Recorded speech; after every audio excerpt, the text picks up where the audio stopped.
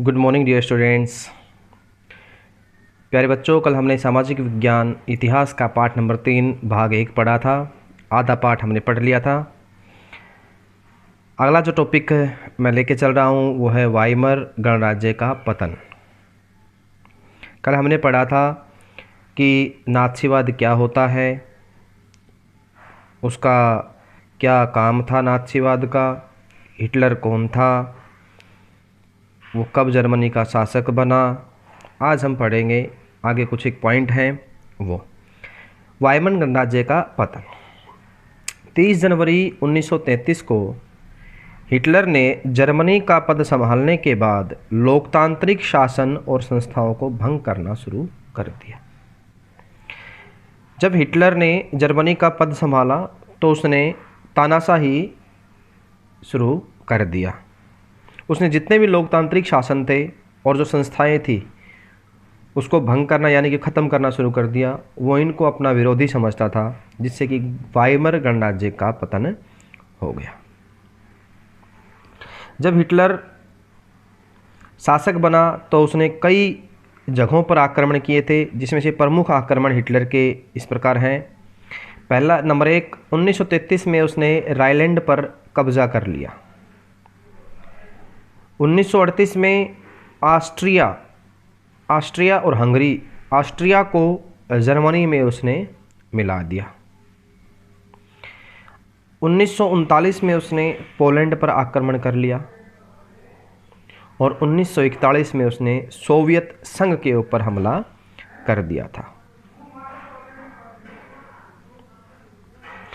Hitler के द्वारा बनाया गया नाथसीवाद जो आंदोलन था, उसके प्रमुख सिद्धांत कौन कौन से थे, किन सिद्धांतों पर वो चलती थी। नाथसीवाद का मानना है कि राज्य सर्वोपरि होता है,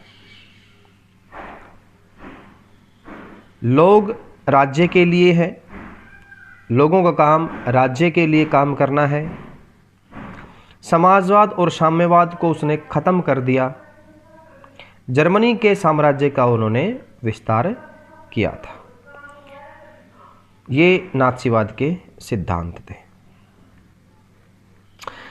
नाथसीवाद के जनता पर नियंत्रण करने के कौन कौन से तरीके थे, यानी कि नाथसीवाद ने जनता के ऊपर नियंत्रण करने के कौन कौन से तरीके अपनाए ताकि जनता के ऊपर उनका विश्वास बना रहे। सबसे पहला था कि विरोधी दलों का दमन। नाथसीवाद ने अपने जितने भी विरोधी दल थे उनका खात्मा करना शुरू कर दिया। मीडिया का प्रयोग। नाथसीवाद ने अपने प्रचार प्रसार के लिए मीडिया का सहारा लिया। वो टीवी, समाचार पत्रों आदि के माध्यम से वो अपना प्रचार करने लगे। शिक्षा, रेडियो, सिनेमा पर नियंत्रण।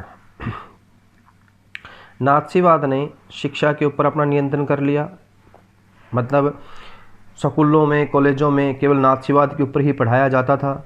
रेडियो के अंदर भी जब कोई चीज़ कार्यक्रम आता था वो नाथसीवाद का ही प्रचार करता था, और सिनेमा घरों में भी नाथसीवाद के ऊपर ही दिखाया जाता था। राष्ट्रवाद का सहारा। नाथसीवाद ने राष्ट्रवाद का सहारा लिया। उन्होंने बताया कि राष्ट्र ही सबसे ऊपर है, राष्ट्र ही सबसे सर्वोपरि है, राष्ट्र के लिए लोग अपना जीवन बलिदान करें। और नाथसी संगठनों का गठन। नाथसीवाद ने अनेक संगठन बनाए जिनमें जो नौजवान युवक थे वो उसमें भाग लिया करते थे, और वो नाथसीवाद के लिए अपना सर्व कुछ न्यौछावर कर देते थे। औरतों की भूमिका, ये आखिरी टॉपिक है इस पाठ का। हिटलर ने औरतों को बड़ा सम्मान दिया। उन्होंने कहा कि मेरे राज्य की सबसे महत्वपूर्ण नागरिक माँ है। 6 बच्चा पैदा करने वाली औरतों को वो चांदी का तगमा देता था। वो चांदी का तगमा देकर उनको सम्मानित करता था।